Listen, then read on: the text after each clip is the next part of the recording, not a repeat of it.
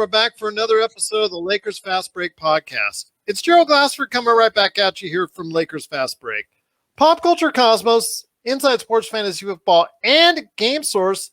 We truly appreciate everyone out there listening to all of our shows. And if you can, please give us a 5-star review on Apple Podcasts. Plus, if you can like, share, subscribe, follow, or do anything that you can to support us right here at the Lakers Fast Break, it is truly appreciated. And you know what else I truly appreciate? I truly appreciate blowouts. And that's what we got today.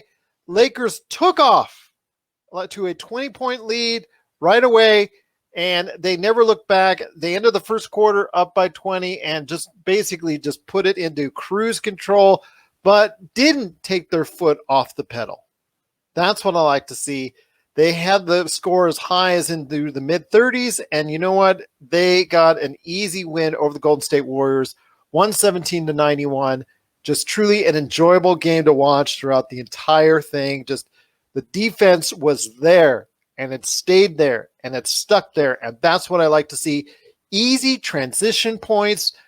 Three-point shooting was okay. I will take it. It wasn't the best, but again, you know what? This is the Lakers, so we'll take 35.5% on days like these where they're creating so much havoc on the defense and also just creating so much work for Steph Curry to try and operate.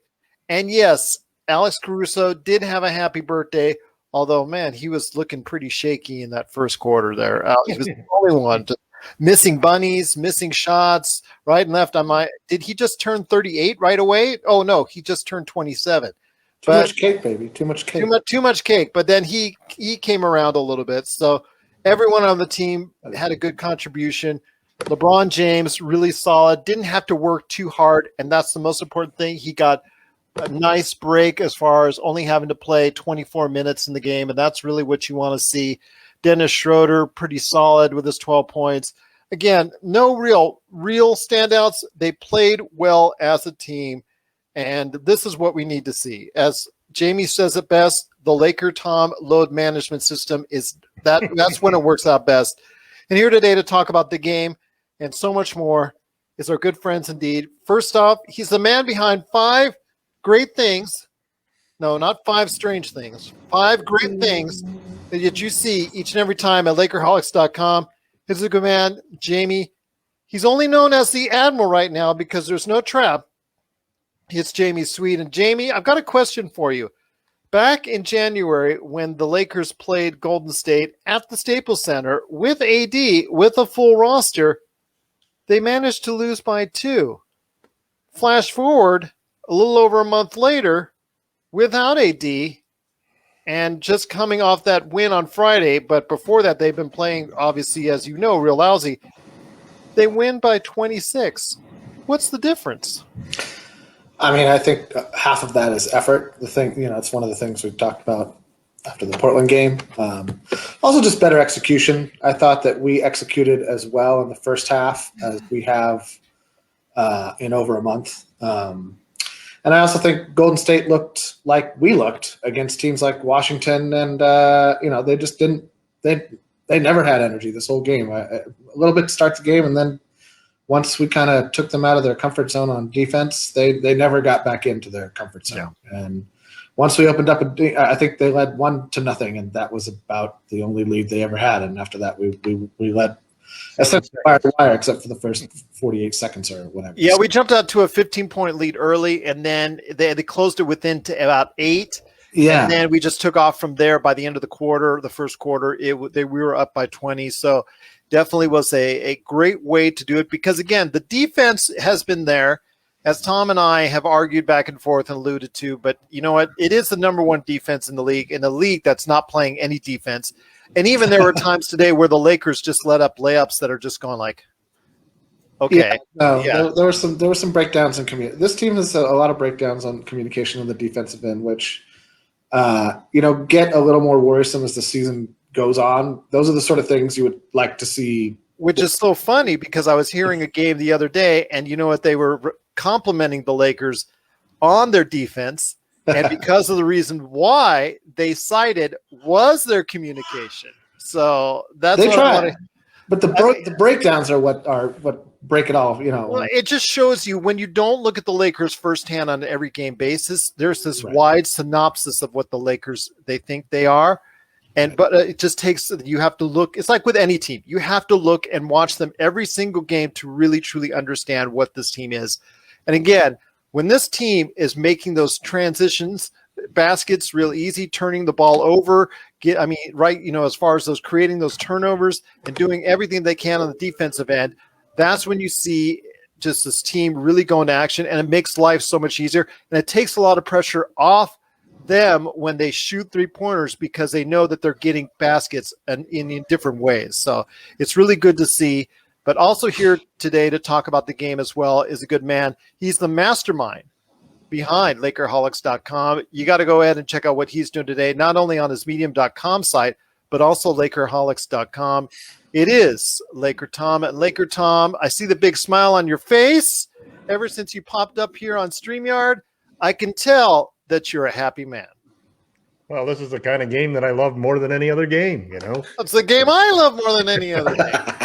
Yeah, I tell you what really impressed me was they did the exact same thing in the first quarter that they did in the last game to win in the second half.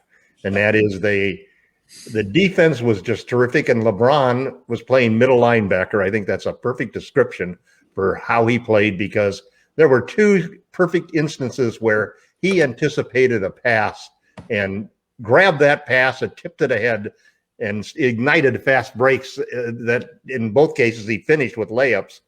But it's just that vision, it's that smarts and that anticipation of knowing where that ball's going to go, where the next pass is going to go, and he just makes that jump just like a middle linebacker intercepting a pass or knocking one down. Terrific game all the way around.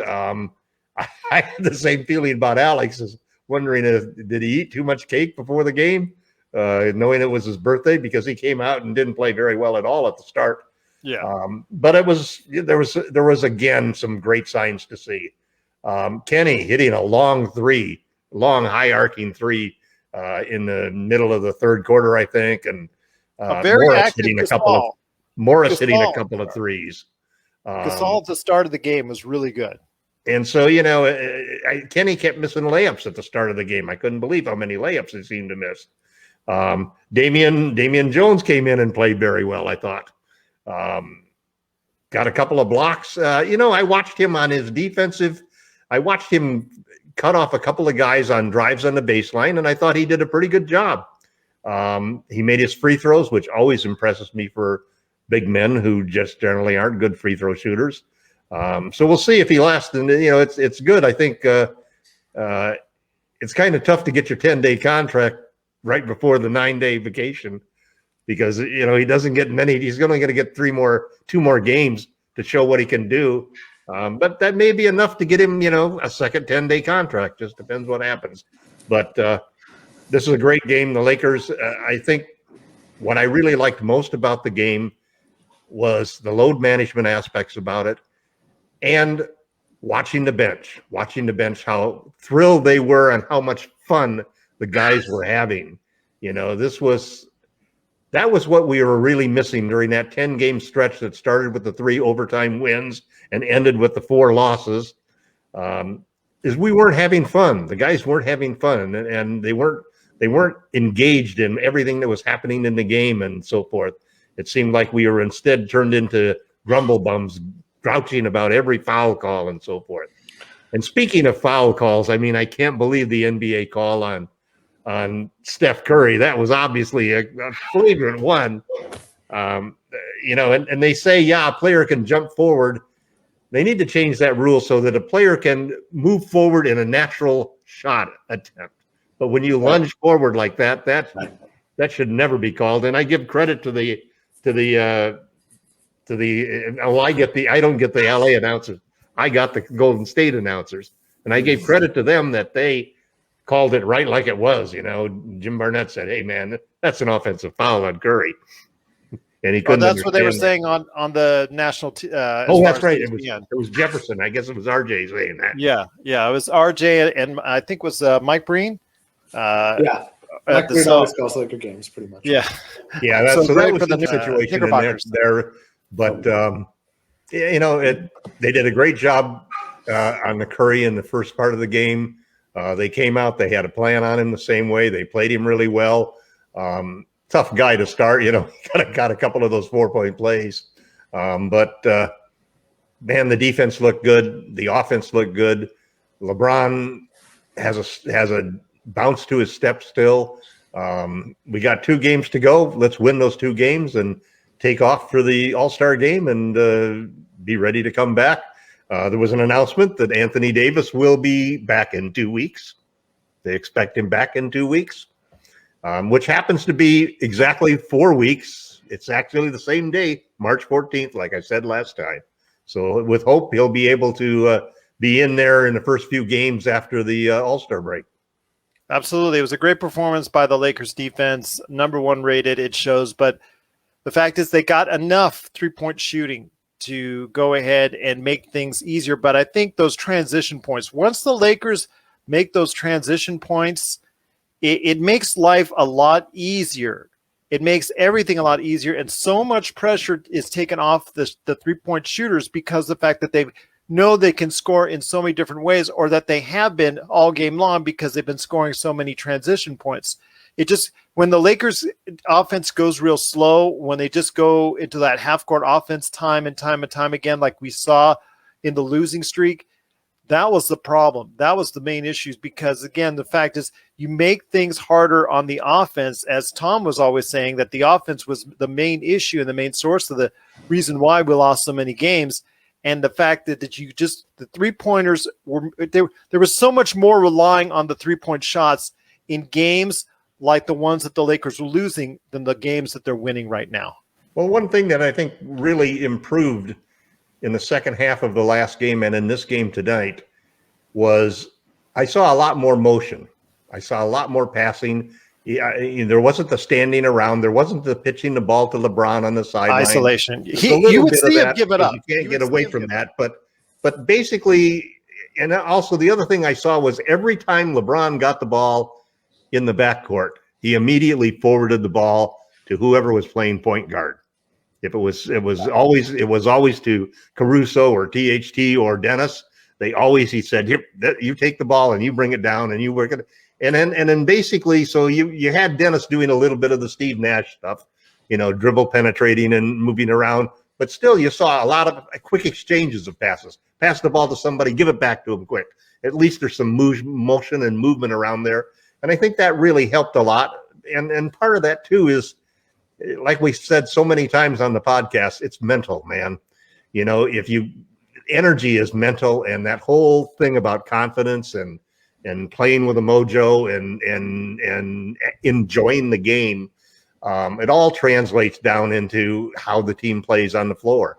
I saw that, I think it was RJ before the game that made the comment that the Lakers, we'll find out tonight whether the Lakers are whether that was a blip that they did against the second half of the last game, or whether they'll just regress back into being an uninspired, team that just was waiting for the All-Star break. These guys look like they want to go into the All-Star break on a high, and that it's going to be a great game when we play Phoenix. That will be the tester, I think. If we can get by that one, then we'll face Admiral Akbar's last trap game of the first half of the season. That's exactly right. It's going to be the last one, hopefully, of the season. I think I have high hopes that we'll beat Sacramento. I think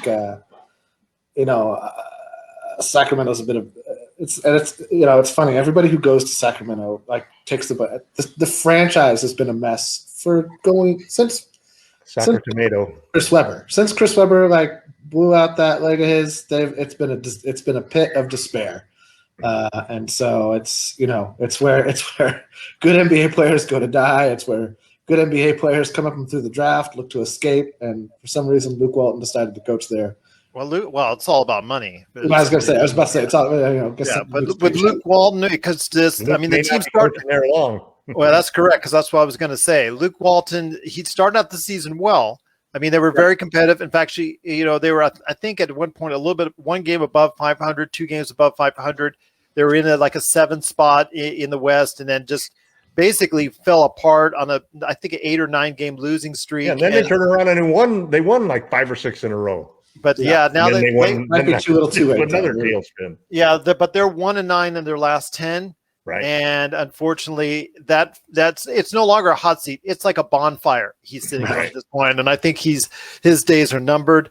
At this point, Buddy Hield has just been a joke. And at this point, even if he's traded, like I know at one time we were talking about him for the Lakers, you're getting damaged goods at this point in time because his shot is just it's broken. It's right now. Maybe it's here. Maybe it's here. Maybe it's here. And whatnot. But right now, maybe going to another scenery maybe will be something better. But what they're still going to think they're going to offer him, I'm not sure if it's worth it at this point in time. But again, we'll have to go ahead. Salary now becomes a problem. Yeah, that's of course when you're playing like he's playing. Yeah, and Oladipo, your guy, Tom Oladipo, just turned down a 2-year contract, according to reports today. That's good news as far as I'm concerned. I know. I was going to say, don't bring that up, Gerald. It just means he's coming to the Lakers. Yeah, exactly. Well, no, it means that he's going to get traded because, Houston gave him the biggest offer they could for the extension. Yeah, and he turned that down. So that means Houston's going to lose him for sure. He's going to regret turning that extension. So he's not going to regret turning that down because that's what I've read from several different articles. Is that's about. He might get a 3 or 4 for 20 a year. He won't get 100, but he'll get like 80. He'll get a similar deal that he has now because he'll get a 4-year deal from somebody. Yeah, but that's what I'm saying. He's just finishing up a 4-year, $85 million deal. I could see him getting that again in an open market. I could see him getting that again. I'm not saying he's worth it. I'm just telling you, I think. Oh, I could see him getting traded to the Lakers. Yeah. He's an elite defender. I'm told you not to bring it up. And a very streaky shooter who's shooting on the sub side of 35% 3-pointers, right? Which again will make Tom very angry. He's in the upper half of the Lakers.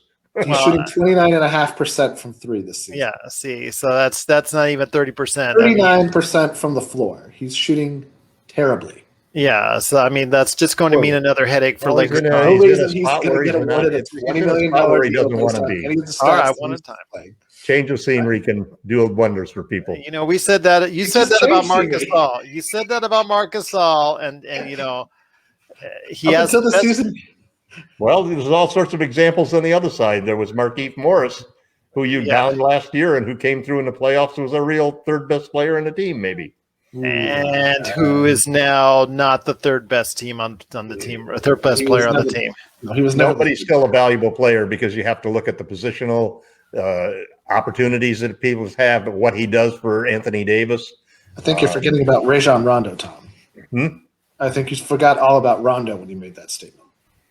Oh, as far as the third best player? Yeah, well, also KCP too also had a terrific series. Caruso but let's put it this way: he was one of the 5 best. He was one of the 5 players he was a great player on the playoff team. The Lakers at that time, their players, the supporting cast came up at the time you needed them the most. I mean, we don't want to argue here about number 3 player. I always said that, I said we could no longer. No, I retract the 3rd player. I'd say he was the 5th best player in the team. The number 3 player for me last year was the entire supporting cast because they all came to play and they all raised the level of their game. Even though their shooting wasn't there, they raised the other levels of the game to go ahead and help this team win a championship. That's what they did. Well, the smaller guys did. The bigger guys didn't. Wow, Kuzma even contributed. Kuzma contributed. They all made contributions. They all made contributions during that final. So you're trying to change history, like RJ was saying that how important. Did you hear that big thing he went about how important McGee and Howard were to the Lakers championship run? Well, Howard was important during the regular season. Howard was important during the Denver run. You got to admit, one of those things. That's the problem with these ESPN guys. They only watch a few Laker games. They don't really know what happened with the team last year or how they played in the playoffs, or they don't remember it, or they don't do the research or something. Everyone outside of McGee you could argue with had at least some point in the playoffs a good run. Even Howard had a good run again. Howard had a against good Jokic. run in Denver.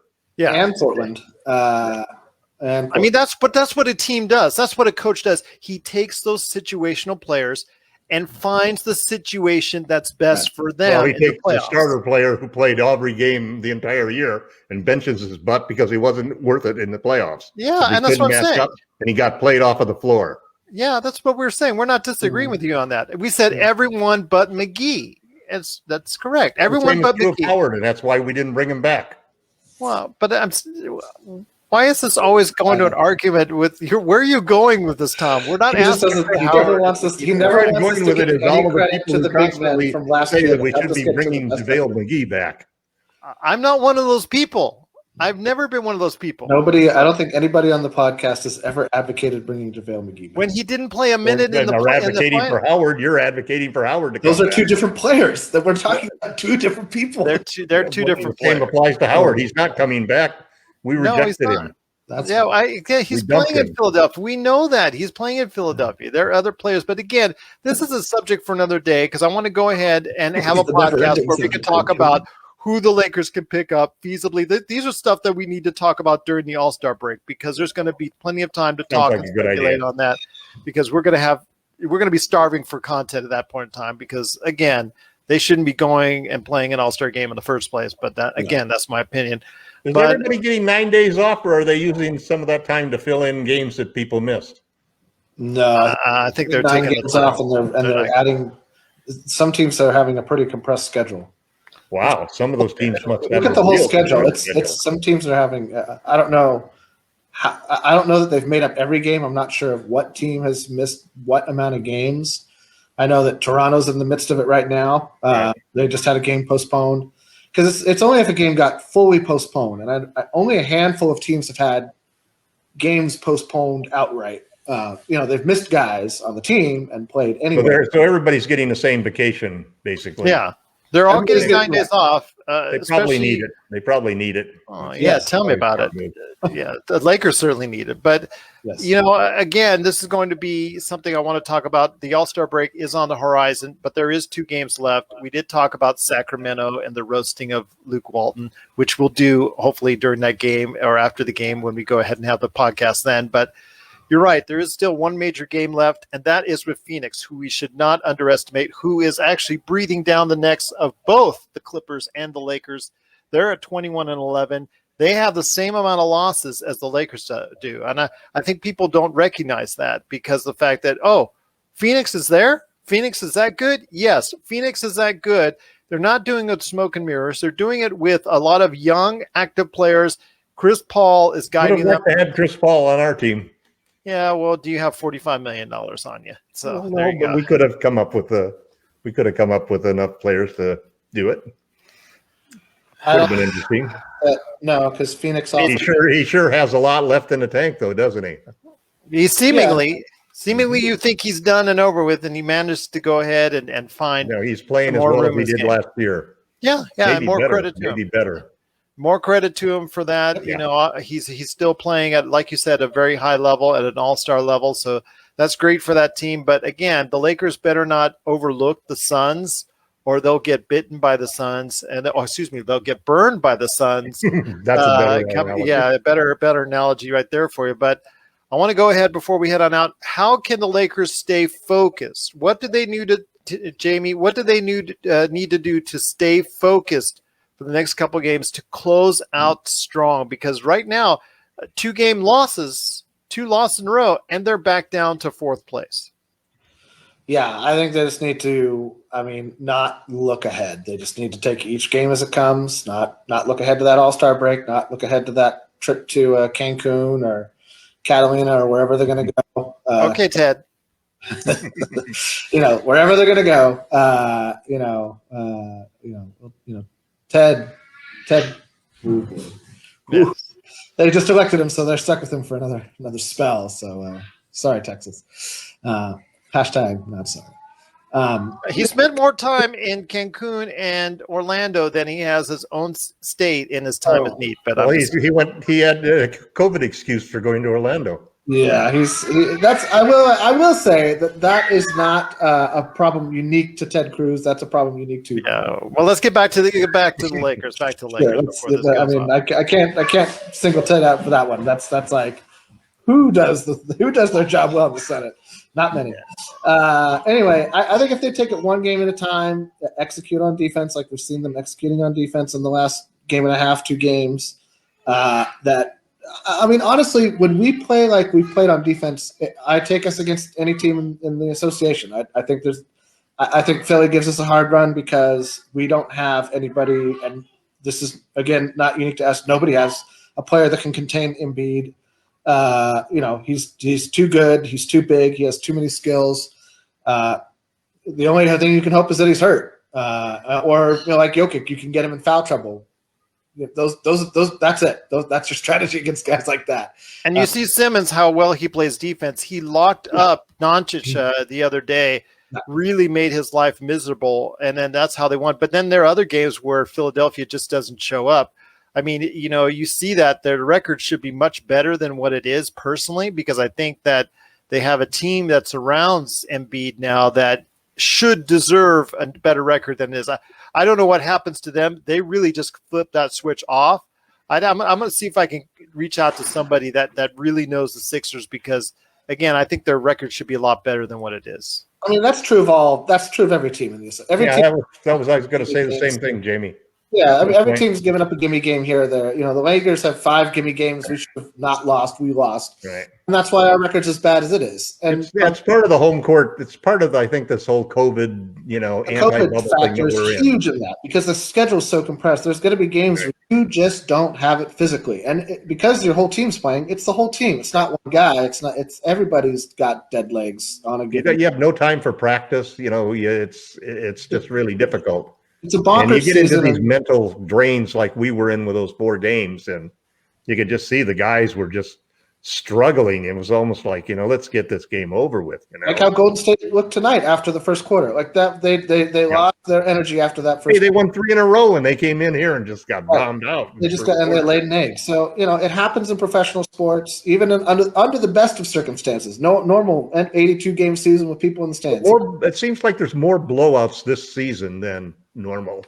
I wonder if that's been true. I wonder if that's because coaches pull the plug a little earlier than they have, because they know that any minute of rest they can get their best guys is a minute of rest that is it's a bonus minute down the road. And so, right.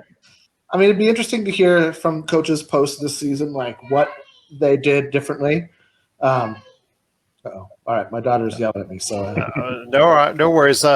Why don't you go take care of the little one, and I'll finish up with LakerTom. But make sure you check out Jamie the Admiral. No Akbar right now. No Jamie Sweet. He's going to be on LakerHolics.com with his 5 great things. My friend, it's been great having you on. But go ahead and take care of that young one. She Thanks, needs guys. your attention Have a great now. night. Yeah, see you later, Jamie. All right, LakerTom. Speaking of which, LakerHolics.com. Before we head on out, you got to go ahead and tell everybody what you're looking to go ahead and talk about and write about at LakerHolics.com. Well, I got an article that's going to come out tomorrow. The main theme of the article is that I happen to think that the Lakers need to make a big move, because I think that the Brooklyn Nets are now the favorites to win the championship. And I think a lot of it goes with the fact that 3 superstars gives them an edge that you don't see the Lakers or the Clippers have. Because if the Lakers or Clippers lose one of their 2 superstars, we saw what could happen. And yet we're watching a Nets team basically that's just playing 2 of their 3 superstars. They're only playing 1 last night. Yeah, they only played 1 last night. And they still have those games just like everybody seems to have that are erratic. And I think it's funny that the Lakers' little stretch came when they lost those games all in a row, was sort of, other than that, we have probably had the fewest number of situations where we really just came in and couldn't survive games. I mean, the fact that we were in that streak and we still won those 3 overtime games, we could have had a horrible streak in there. We could have 3 more losses very easily, on our record. I think what the Lakers need to do going forward is just exactly what they're doing right now. I think they're in a good frame of mind. You watch the bench and you watch LeBron and you watch AD talking on the bench. You see the players rushing to help their teammates up. And you see the excitement that they get for the bench guys coming in and doing the load management thing, and the excitement for Damian Jones for getting his baskets and getting his blocks. So I think that they're going to be, I don't think there's any way that I see the Suns game as a trap game. I think the Lakers are going to come out. I think they're going to look at it as a challenge to stop Devin Booker. And I think LeBron's going to look at it as a challenge to win a game against CP3. So if they take that game, then I think that they'll blow the Kings out. And I think we can go into the All-Star break with a 4-game win streak and second place and the second best record in the league. I'm hoping so as well, my friend. I mean, because Utah, that's out of reach. Utah has just been playing so well continuously. They did have a slip up the other day, but they did come back against Orlando. And credit to them for keeping that mindset. They've been doing it better than anybody, keeping that mindset. Well, they've got they've got that continuity that you get, and a lack of injuries, perfect health, perfect continuity.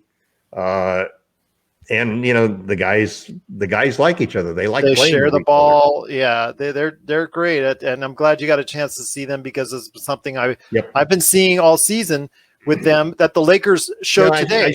I still think the problem in the playoffs, and this is another reason why I think it's so important for the Lakers to get at least another player who's an all-star. The playoffs are all about superstars.